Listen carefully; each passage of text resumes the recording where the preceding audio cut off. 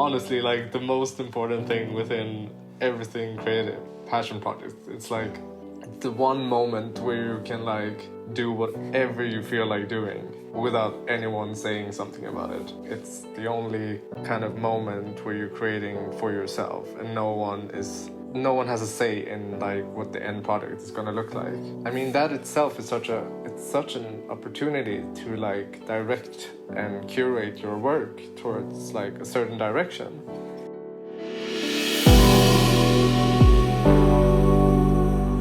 Hey guys, so welcome to episode 3 of the Stills in Motion podcast. Today I'm joined by Mika Aberra, who is a Swedish photographer and cinematographer. Like, if you haven't come across Mika's work before, like, I highly recommend you go check him out before the podcast kind of starts. Like, his work is incredible. It's like so rich in emotion, almost like every photo or film he puts out, like, you can just really feel like what he is trying to convey so clearly in his work. Today we kind of talk about how he brings emotion into his work, how he's kind of used passion projects to kind of help sort of reset him and guide him on this trajectory from sort of transitioning from a photographer to more of a cinematographer, and kind of how that evolution has been and how that has changed like his approach and his business. But yeah, let's get into today's episode with Mika.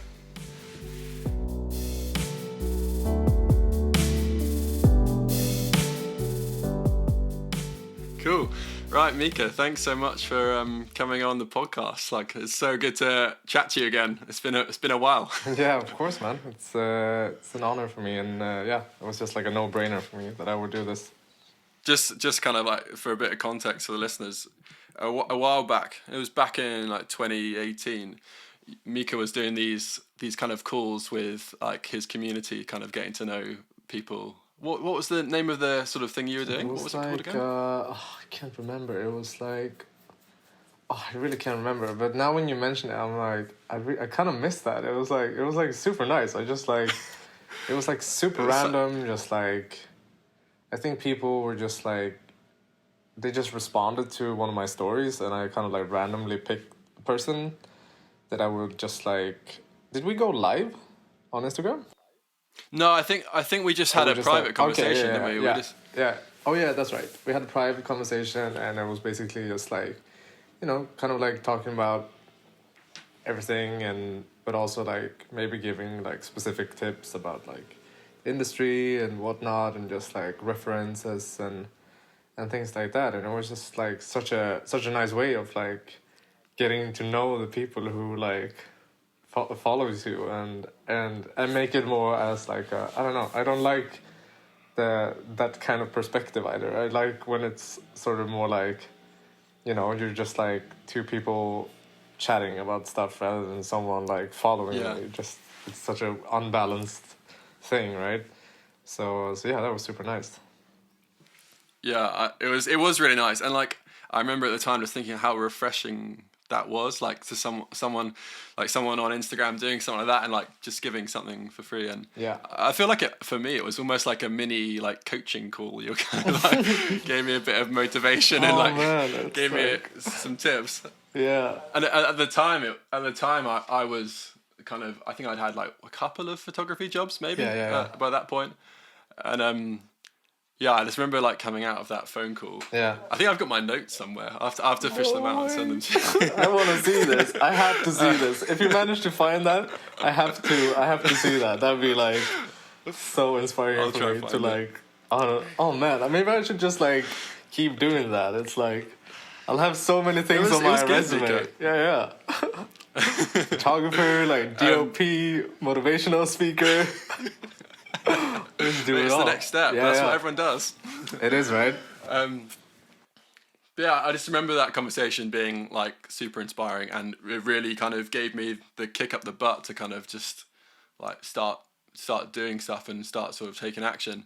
And as soon as I started this podcast, I was like, right, I've got to ask Mika to come on, because I remember how motivated I felt after that at the start of my kind of career, and I just wanted to give that as a thing for other people. Yeah, no, I'm super glad that you reached out, especially this early in this project of yours. And yeah, I'm as we spoke about a little bit just before we started recording, it's just like it's such a nice way of just, you know, especially for like new creators to get like a reference point and kind of you know, make their thoughts and ideas kind of more valid for themselves, so they don't feel like, you know, so they don't feel as lonely, because like that's also something we discussed, is like a lot of the times as a in this creative field, it's like you just feel so lonely in both in terms of like physical and but also with ideas and things like that. So this is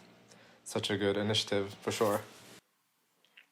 Yeah, absolutely. Like I've definitely noticed that like during this year, particularly like during the pandemic as well. Like you become sort of, I mean, obviously it's a little bit different in Sweden, but in the UK, like we've been quite sort of isolated, I guess, and I've definitely noticed how important it is to have like phone calls with other creatives like on a regular basis, because I think it kind of like helps me get out of my head a little bit and kind of, you know, sharing my ideas and making myself feel a bit more sane. Yeah, no, I totally. I just wanna ask you one thing before you get into it, but I'm really curious to know, like, from someone who's like in a more, you know, has been in a more locked situation in terms of COVID and everything. How, yeah, how has it been like creatively for you to be in this space? Because yeah, I don't know. I feel like a big part of becoming creative is like going out and seeing people and new places and, you know, inspirations. It's like it's sort of what kickstarts you, right? So just the idea of like being inside in those long amount of times that I've heard all around Europe is like just mind-boggling, to be honest. Yeah, no, that's a good question, and I don't want to speak for everyone in this, so I can only really speak for myself. But like I get what you're saying. Like I think you know, traveling and seeing places and meeting people is all like so, it's very fundamental to like creativity. But I would also counter that by saying like having restraints and like having restrictions that kind of stop you from doing certain things also foster creativity, because you have to try and work within those bounds to make something So happen. true. So I do feel like this year has been a test for a lot of people, but I think those who kind of come out in the creative field successfully have been able to sort of pivot and adjust and become and use the restraints to be creative and to think of new That's so things or interesting. like new approaches. Yeah. So I would say like it's obviously been difficult, and I think if you got into the pandemic and you tried to do exactly the same thing as you were already doing through the time, I would expect, unless you had something that meant you could do it alone or not very far from home, like you probably would have struggled. But I think, I don't know. Obviously, for some people, it's impossible to kind of adapt what they're doing. Yeah. But for a freelance creative, like, you know, the there's so many things you could do. Like you could start a YouTube channel doing tutorials. You could start doing product photography at home. You could start a podcast. Like, you know, there's a lot of things that you could do that maybe won't make you money in the short term, Yeah. but they could potentially lead to So something true. exciting in the long Yeah. term. So yeah, that's That's a my good, yeah, that's a long-winded good answer. answer. Yeah. Gotta gotta take that with me in case we go into like real lockdown here in Sweden. Yeah, well, fingers crossed for you, mate. I hope Yeah. things get better. Yeah, me too, man.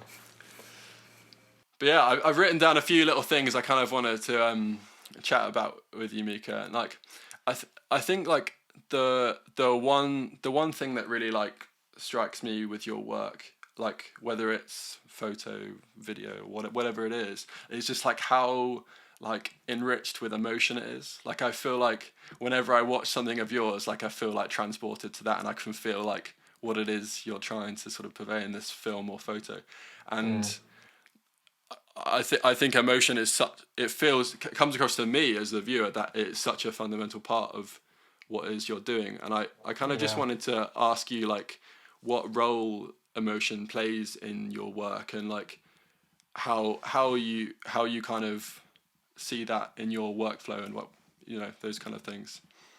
Uh, No, honestly, I'm like so happy that you say that because it's like literally everything. I don't know what I would have done like without like bringing in that aspect. I feel like, yeah, I just feel like that's everything, to be honest. It's like, because I think I'm definitely one of those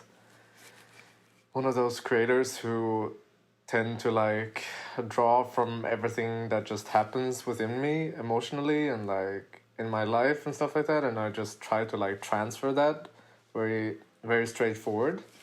And I mean, yeah, I'm just like, I've always been really like sensitive as a person, or like really like, I don't know, just like very connected to my emotions. I can like remember it as like since I was like a little, like my first memories. I've always been like very emotional, and also like in later years, like around 18, 19, I got this diagnosis for bipolar disease, which is also like going into the range of emotions.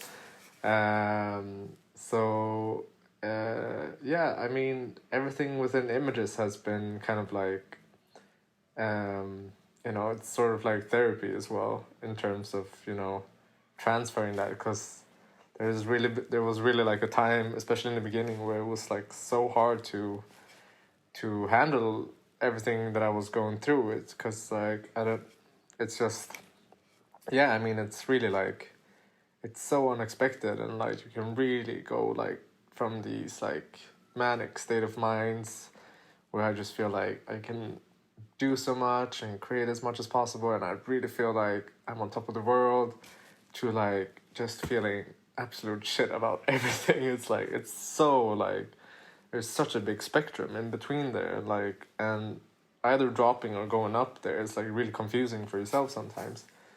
So uh, so yeah, it's like using that technique of like drawing from that has definitely been a way of like, you know, reflecting and having that conversation with myself regarding, you know, when I feel happy, or when I'm in love with someone, or when I feel anxiety or depression, or, you know, any sort of emotion, like within the whole spectrum of emotions.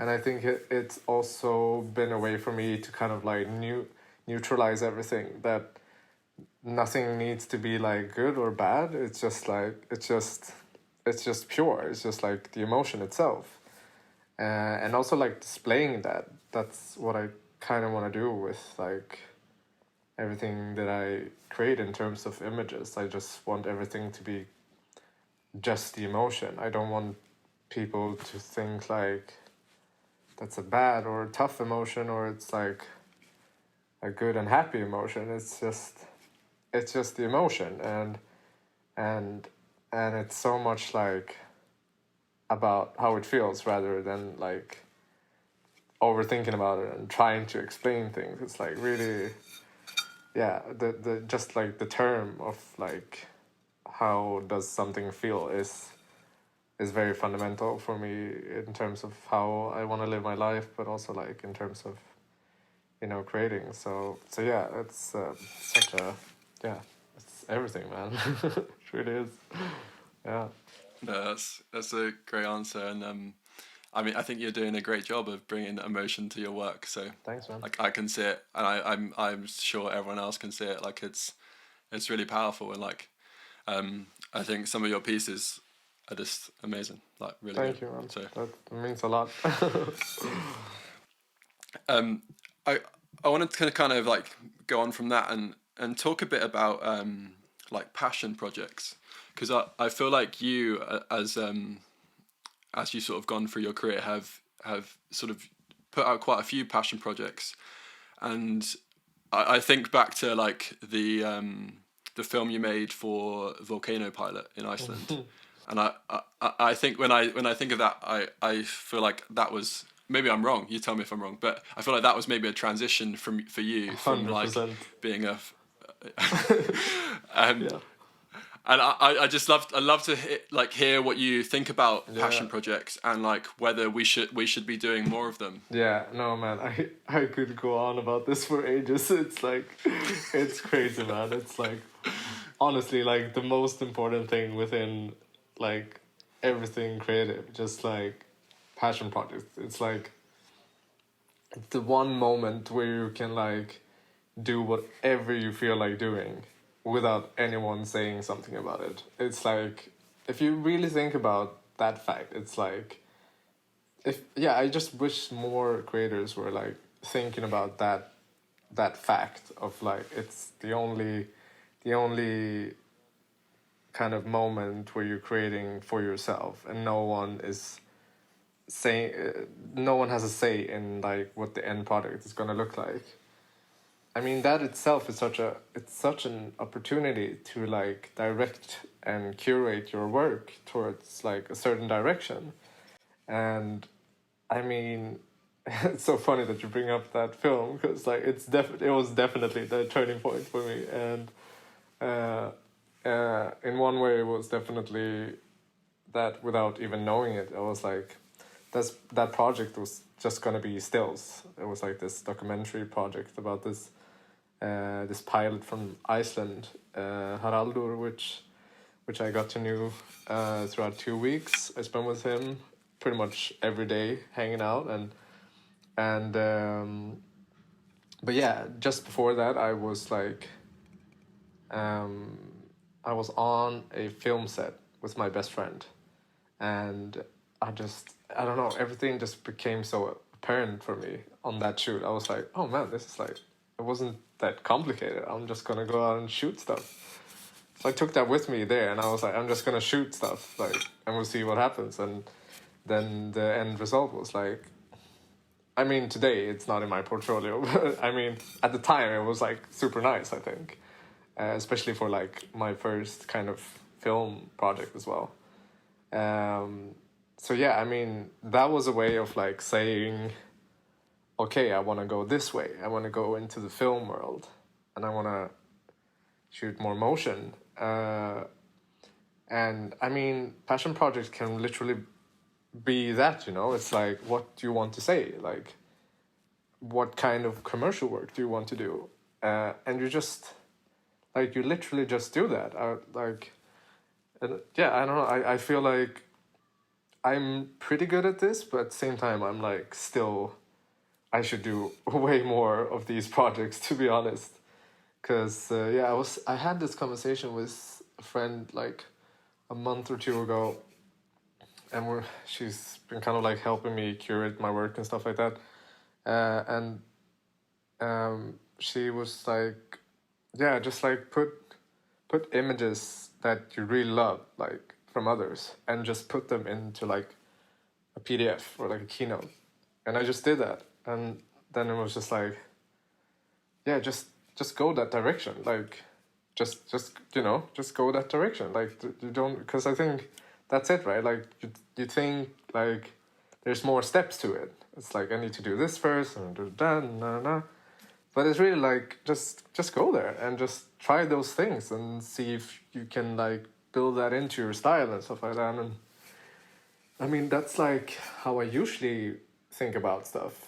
But then you kind of like, when things are going fast, it's like you forget about it sometimes. But like, as long as you're like getting back to like, what do I want to do? What kind of images do I want to create, and what do I want them to say? I think you need to like prioritize those projects, because like in the end, if that's your portfolio and you start thinking that way, that's also what you're going to get hired for. So I mean, the end goal is to like, I don't know, I don't want to separate like going into commercial work and thinking like I have to like do images a certain way. I want to go in there and be like, okay, you hired me, so we're going to do it my way, or like, as much as possible, of course. Then there's like obviously clients and other creatives that you have to kind of like collaborate with, of course. But I mean, the essence of it is like that. It's like you want to be hired for what you do, not because like you have the tools. So passion projects is really like your way of getting into that and curating your work exactly the way you want to do them. And I think everyone needs to like put them higher on their list of like things to do. Yeah, I think I'm one of those people that needs to put it higher up my list. Everyone needs to do it, even I.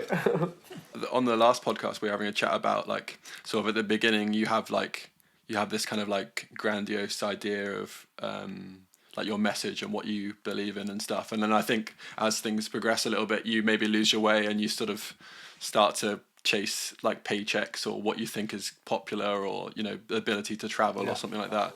And then I think once you've come out that side, you kind of begin to realize that, you know, if you're not doing what you love and what you believe in, like what's the point? Yeah, that's really it, man. It's like, I think you have to always kind of like go back to basics. It's like really simple when you think about it. It's just like, what do I really want to do like at this point? And then you kind of work from there, you know.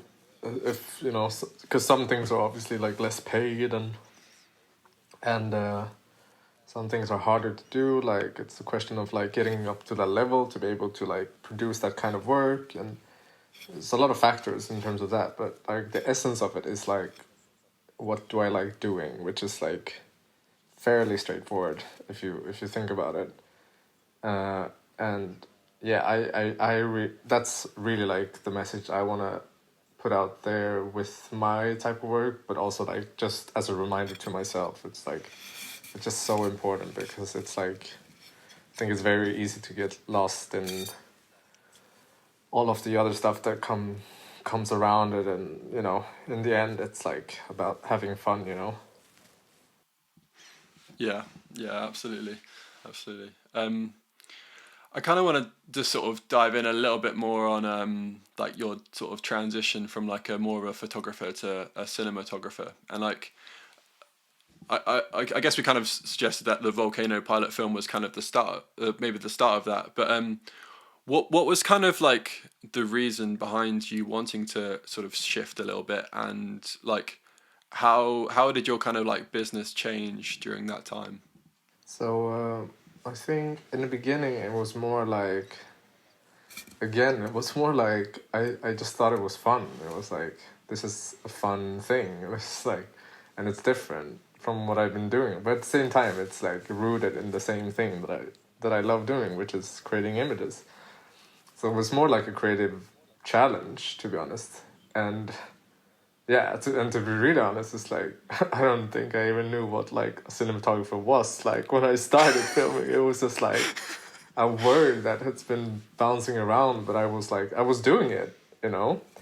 But like the grand meaning of it, or like, you know, what it actually was. I mean, there's like different levels of it, obviously, but as time progressed, it was like more going into this like this role of being like a work leader, where you're like, you know, head of the department, and you're kind of like, you know, delegating people to create this vision of yours, which was like, that was like the essence of it when I really started getting into it. But yeah, there was I don't think it wasn't as like conscious uh, as I when I think about it, but getting into it, it was like just, it just felt really natural in terms of like, this is the challenge I need to set for myself. And also like, I just felt like when I was thinking about projects, I was only thinking about them in terms of film, like how they would look like in film. So it just felt so organic somehow.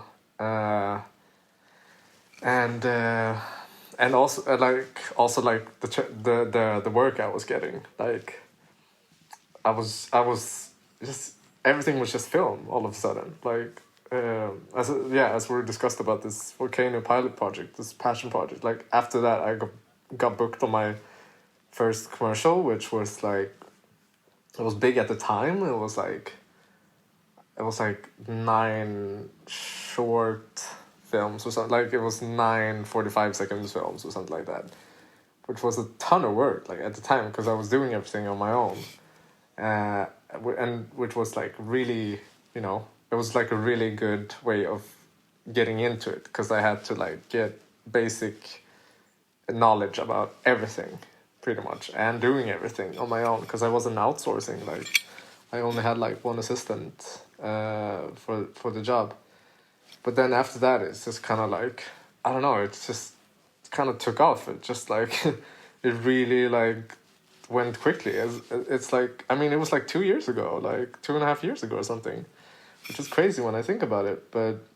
Um, but yeah, and in terms of like business, I think it's just like, I mean, the projects are longer, so like, and you spend more time on them, and like, it definitely changed, you know, like, it also like changed like how I would set up things, you know, like I went more and more towards like not owning my gear, and now I pretty much just own like a still camera, which isn't even mine, to be honest. It's like it's I mean, I'm like sponsored, so it's like, but I don't own it really.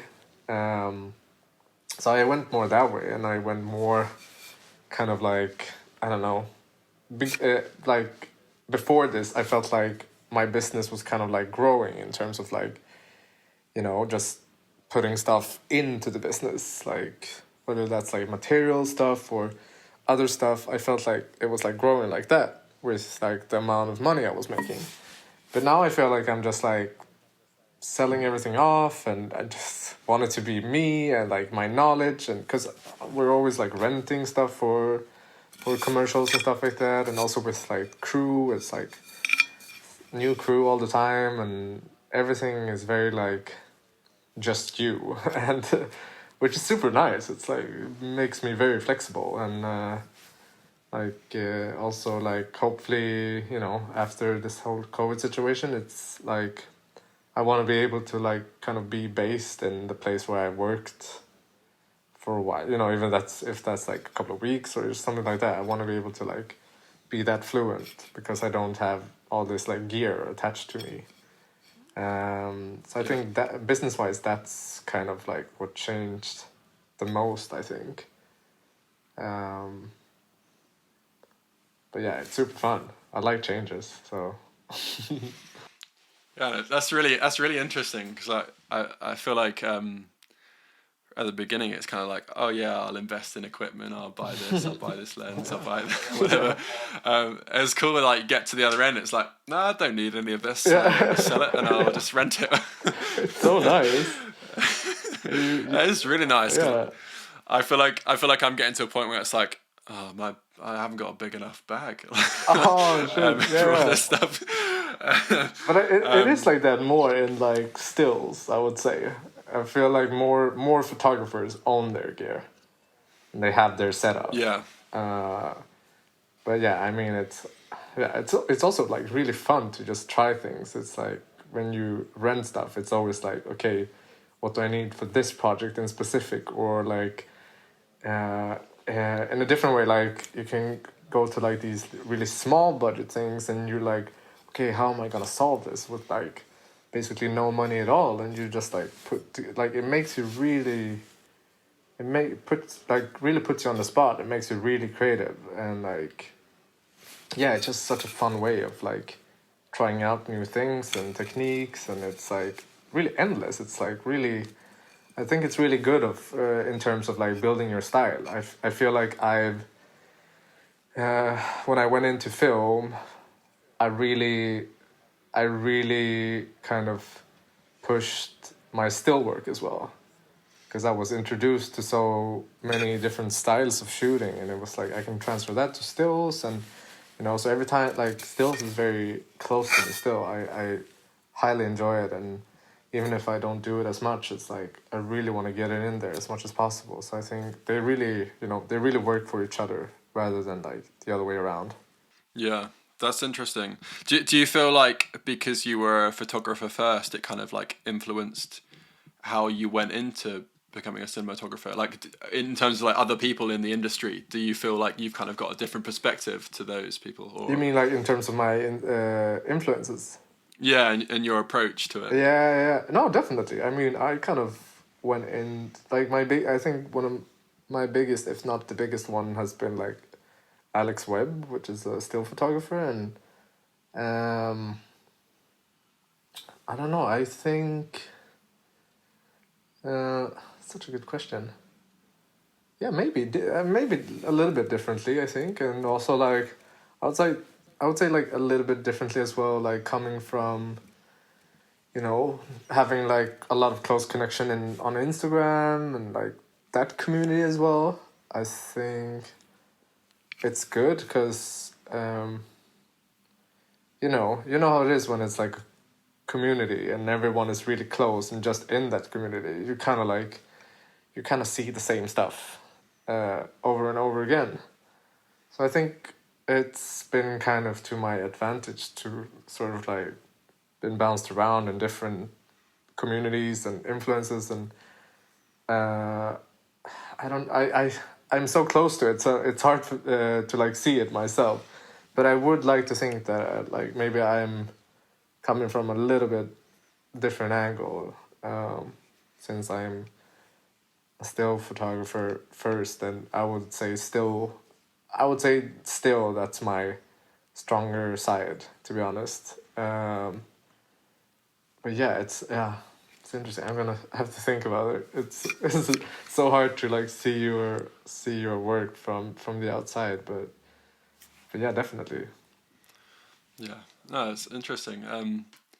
I, you sort of touched there about community, and how was it kind of going into becoming a cinematographer in terms of finding a community? Did you feel like, because obviously you were sort of more in the sort of photography, outdoor kind of Instagrammy community at first, and then like you moved across. Like, when you sort of started, when you made that switch, how did you find kind of like building up your network within that kind of industry and that side of things? I felt for a long time I felt very very lonely, to be honest. Which I think was really good in the beginning, because I felt like when I got into cinematography, I really made my work more kind of I don't know the right word for it, but I felt like I was creating more for myself and Yeah. just like really rooting things from what I like, and going back to basics of it. So I think that was good to like be alone, because I didn't want to replicate anyone. I just wanted to like, it was like, when you start out with new things, it's like everything is so exciting, and it's like the little things just like excites you, when something just looks a little bit more high end in any way, it's so refreshing. It's really nice. So like I think it took a while for me to kind of like find a community, and to be honest, I feel like I'm very much on the way, like of finding that. It's like I would say more today it's more like I have people, but they're kind of like spread it out in the world, and kind of like in different, it's like one here and one there, no, but not really like yeah, I don't know. It's also like I think it's also the thing of like I feel at home in like as a cinematographer, but I also feel like I'm so new. Like as I said, like it's been what 2.5 years. So I still feel like of course I'm gonna promote myself as that, because that's what I'm doing. But at the same time, I'm like I don't know. I don't. It's almost like taking on a new coat or something. So you don't. Yeah, I just feel like I have so much stuff still, to really like I don't know, to really own it. But yeah, I mean it's just a matter of time, I think. Yeah. Yeah. I don't know. And it's probably in my head as well. I don't know. Um, I read an article like, and I was doing a bit of digging into you, Mika, before this, Oh and wow, doing your I, research. I read an article from 2018, and it was in on Passion Passport on their website, and it was Oh wow. yeah, I really did some digging. Yeah. And Good on but you. it was about you sort of mentioned that like in the beginning you kind of like had a few like mentors, and Yeah. I kind of just like wanted to talk a little bit about that, and like sort of how you went about sort of from like having that kind of thing, and what that gave to you in the beginning, and like that kind of stuff. Yeah. So you mean like going about like finding those mentors and yeah.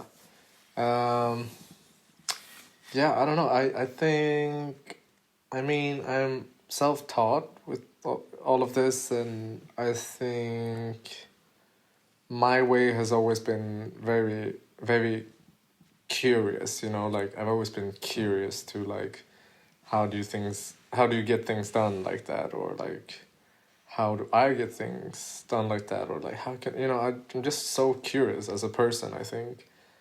And so it's very rare for me to be like, okay, I'm gonna reach out to this person. It's more like I just feel like I look to someone and I just feel like she or he can like really give me something that's gonna make me better. Um, and I just reach for it. You know, I, I think I'm pretty good at it, to be honest. Like, that's something I can really own. I'm really good at like reaching out to people and like not, you know, I'm not afraid at all. Like I don't get nervous with that. I'm just like I'm just gonna do it because like they're gonna. I mean, the worst thing that happens is like they say no and like or they don't answer. It's like so I'm always been like that, and so like even from an early point, I was like that, but it was more like physical then, because when I started still photography, Instagram wasn't like as it is now in terms of reaching out to people and like how easy it is to like reach people. So it was very much like people around me and like some older photographers I knew in my city in my hometown Gothenburg, which I could, you know, shadow and just like take part of their workflow and stuff like that. And yeah, I mean that's basically how I learned things, to be honest. And now in recent years it's been so nice because I can really like, you know, there's some names that that I'm having conversations with that I'm like still when I'm talking to them I'm like getting this reminder. I'm like, oh shit, am I talking to him really? Like is this his Instagram, or like, you know? And they're like, because it's all just people, you know. It's like it's just it isn't that strange when you think about it. Like the only strange thing is maybe like that they might be super busy, and you know it's there's a lower chance of them seeing your message and stuff like that. But it's like really it's just humans in the end. And I mean, yeah, I think again going back to that with like sharing experiences and information and all of that, that's like that's the same thing. And I think that's most of all like especially when you get into like trying to push yourself. Like it's not like not the basic knowledge anymore. It's like when you're really trying to find those keys that's gonna make you better than you are today, rather than just like, you know, I don't know, just like setting up a certain camera or like learning how to use a light, whatever, you know, those kind of smaller things that. So yeah, I think those mentors are really what pushes you like and makes you kind of gain these like bigger parts of information or skill sets, or you know, unlocking keys to your creativity, you know, that's really gonna like elevate you, because I mean you usually see them as like better than you. And yeah, I feel like that's like that's such an important thing to like be surrounded with that. And because it's gonna push you. I feel so. I get very triggered by like having really talented people around me, like not in like an angry way, but like just in terms of like I just feel like if I see someone that's really talented and I see this person at work, I'm like, oh man, I really got to step up my game, you know. I get so like stoked on like doing something better. So it's yeah, it's surroundings. It's like with friends, you know. You wanna be with the best ones. Yeah, exactly. You wanna surround yourself with the people that are kind of gonna push you and motivate Yeah, you and yeah, do all those things.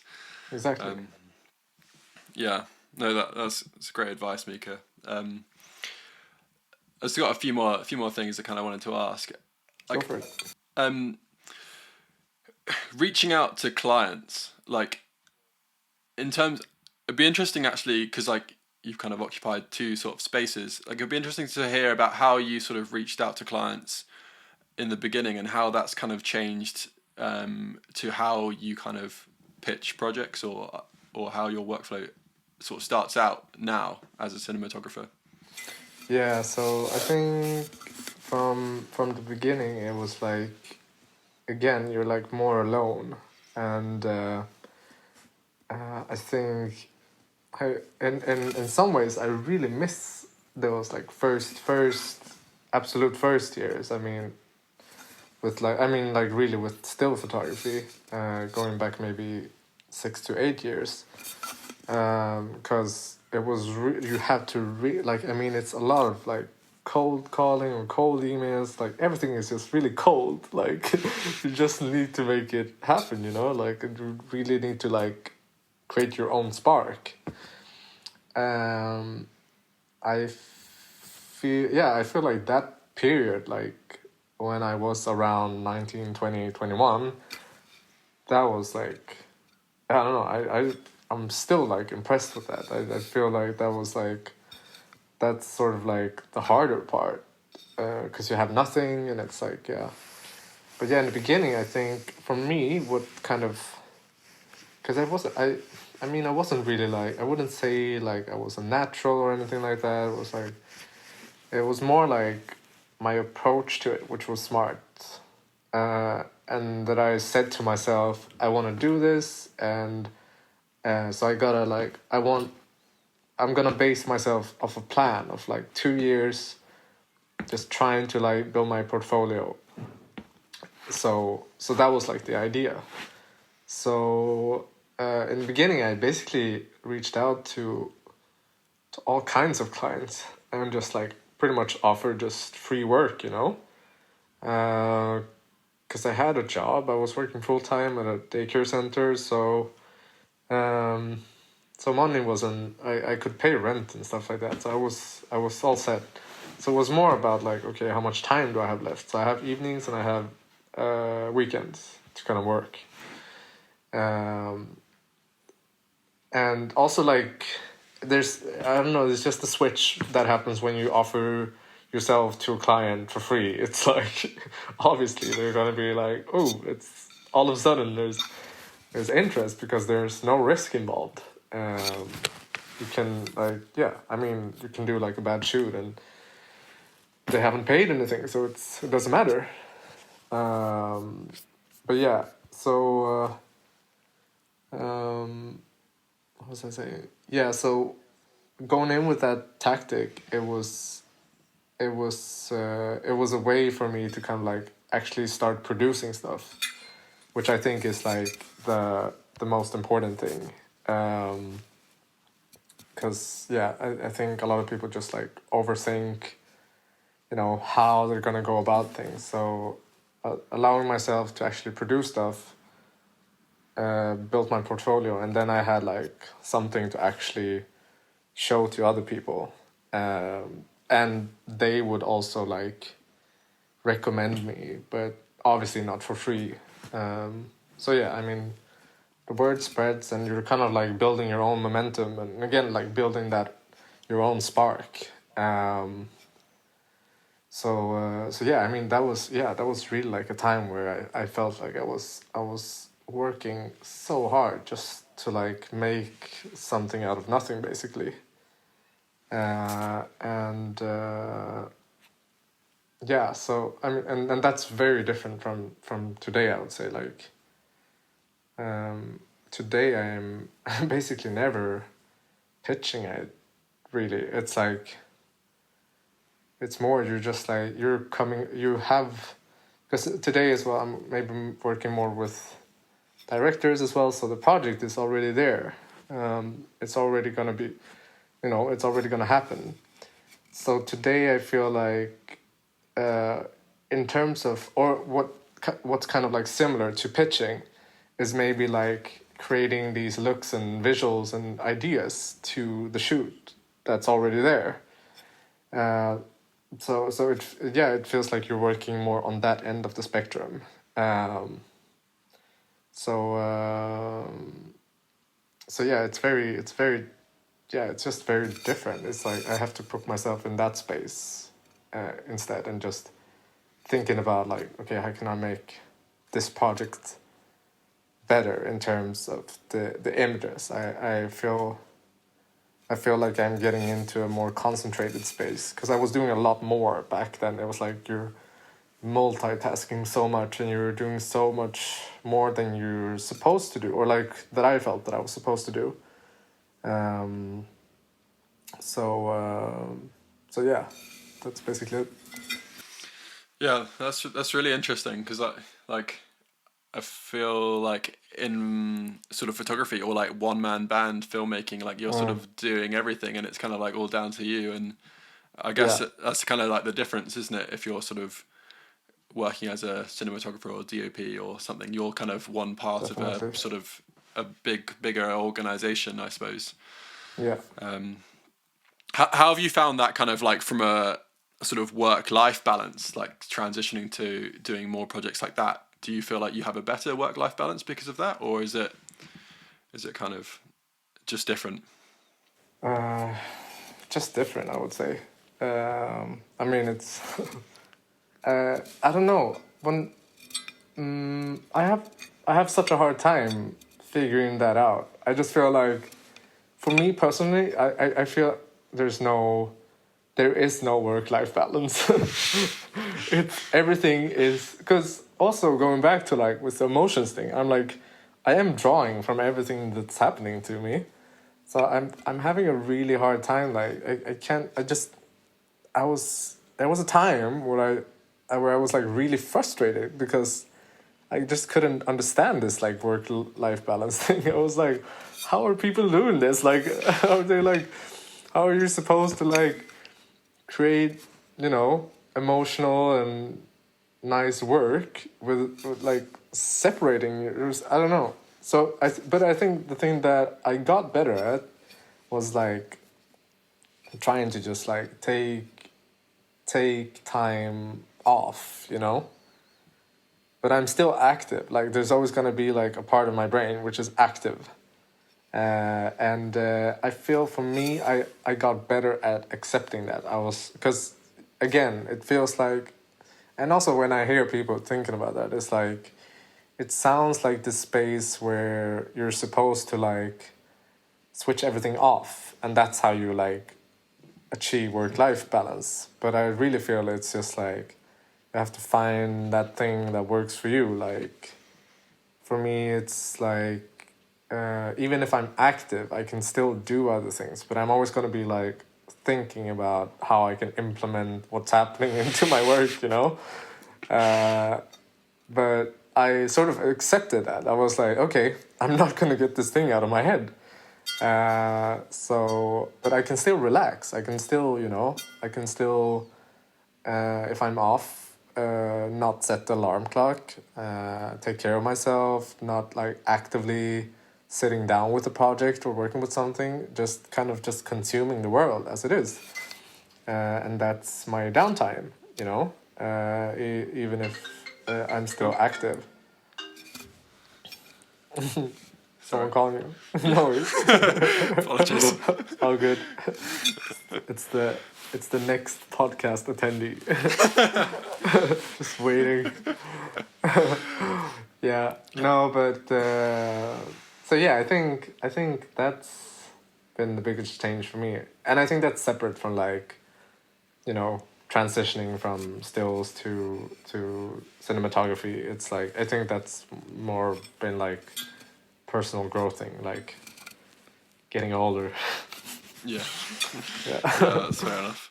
Um, yeah, I would kind of agree with you on those kind of things. I mean, obviously, I'm a bit more at the beginning of my career, but I feel like it is this idea that you can just kind of do your job and then stop and not think about it. I don't know. I think it's maybe an unachievable kind of thing to expect of yourself because, I mean, Yeah. like particularly if you're doing something that you love and you're pouring everything Yeah. that you're feeling into it. Like, how would you even switch off from it anyway? Like, No, it's crazy. I mean, if someone is listening to this and they have the answer, please yeah, reach out to Simon or me. we'll get you on the podcast, and you can give us all Yeah, a yeah. lesson. Because I have no idea how to do that. Oh, But yeah, I mean, it's different. yeah, of course. I think just to wrap up, I'd love to kind of talk about the recent film that you've been working on, Polly, and just kind of if you could Yes. tell me a bit about it. 'Cause I watched it recently and like Yeah. wow, like amazing, like it's just like That's so cinematic fun. storytelling masterpiece. Like it's Oh beautiful. man, that's so nice of you to say. Oh man, I didn't even know that I was getting my plug. Of That's course. amazing. Yeah, no, it's so cool. No, I mean it's really, really, really good segue from passion projects and all of that as well. It's this short film named Polly that me and my best friend made. My best friend is the director of it, and yeah, he got like not like a scholarship, not at all, but like Like a grant, a grant. yeah. Basically, this company that paid for the whole production, Wow. and they were our like closest collaborator in the project. So he got that, and we were discussing this like this is like springtime this year, and yeah, I've always been like I always like being on the projects really early on, even though like I'm just the cinematographer, because it's just so nice to like have the conversation and really prep your head for it. And we were discussing ideas, and he was kind of like naming a few ideas that he had, and then he had this idea based off a documentary that he watched, which was about was partly about this man from Portugal who had 10 wives. Right. So and we watched this clip of him, and it just made so much sense when he spoke about it, because he was like, so yeah, man, I just can't do anything about it because I just can't love one person, and it's like, yeah, that makes a lot of sense. I mean, why would everyone be the same and just love one person?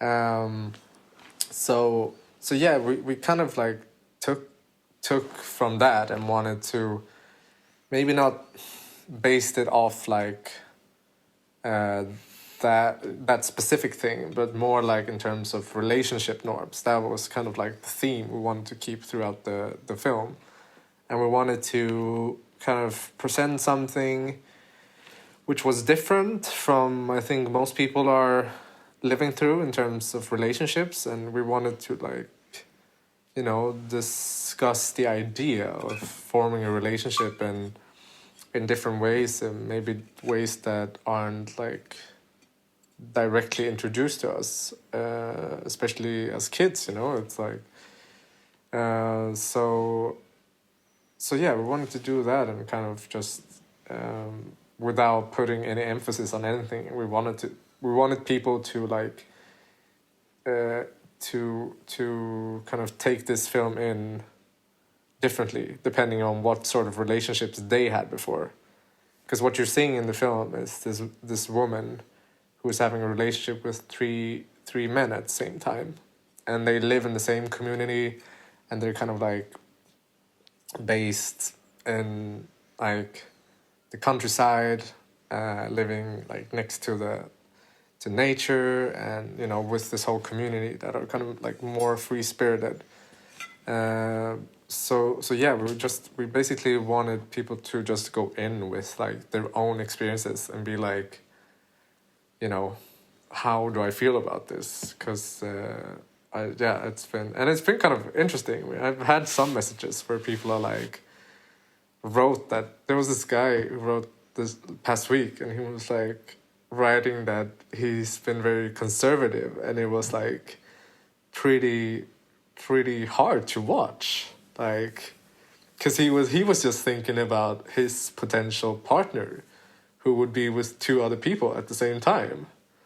And it's just such an interesting thing, right? It's like, because it's built in, right? It's like what he's been used to, and that's not necessarily like wired. It's like, it's just tradition and norm, and what you get used to again. So yeah, we just wanted to do something that kind of was a statement, but at the same time very open for anyone to take in their own way. So yeah, it was quite fun. It was like, yeah, it was really fun to make.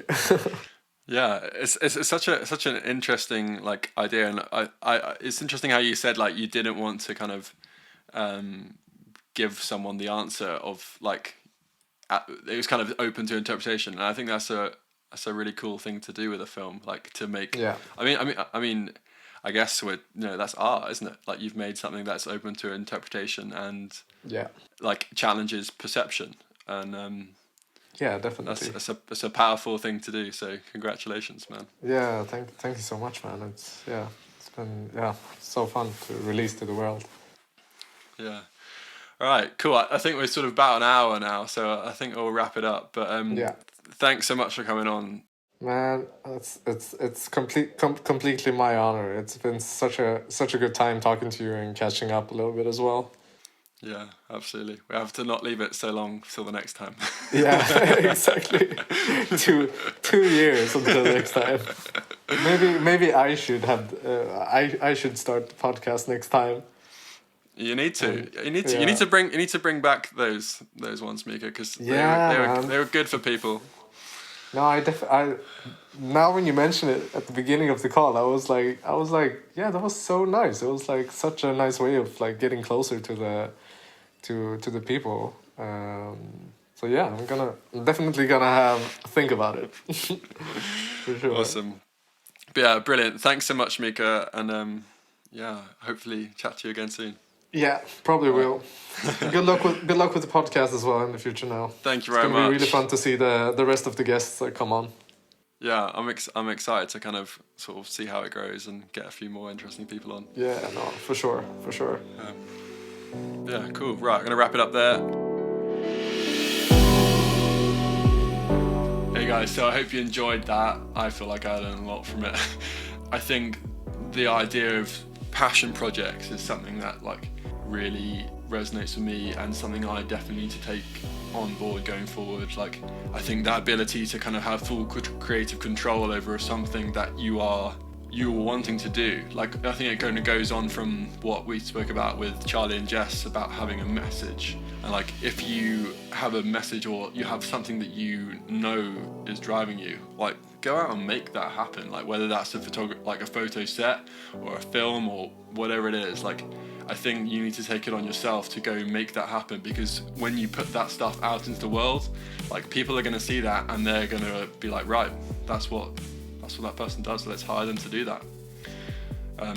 So yeah, anyway, I hope you enjoyed the episode today. Like I thought it was super valuable, and Mika's a great guy, so make sure to go check him out. He's at Mika Aberra on Instagram, or mikaaberra.com. I'll put the links to his website below and stuff, and make sure to check out his recent film Polly, like really thought-provoking and like beautifully made. I'll also put that below as well. So thank you very much for tuning in, and I hope you enjoyed it.